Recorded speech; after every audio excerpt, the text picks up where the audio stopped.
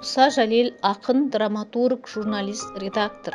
Татардың батыр ақыны Мұса Жәлелдің есімі әдебиет тарихында оның «Муабит дәптері» атты кітабымен фашистер тұтқынында жүргізген ерлік күресі арқылы қалды. Мұса Жәлел 1906 жылы 2 ақпанда Орынбор губерниясының Мұстафина селосында туған. Ата-анасы Рахима мен Мұстафа Залилов 6 бала тәрбиелеп өсірді. Ол Орынбордағы Хусайния медресесін, Мәскеу мемлекеттік университетінің филология факультетін бітірген. Поэзияға деген сүйіспеншілік, өз ойларын әдемі жеткізуге деген ұмтылыс Жәлелге анасының орындауындағы халық әндерімен және әжесінің оқыған ертегілерімен жеткізілді.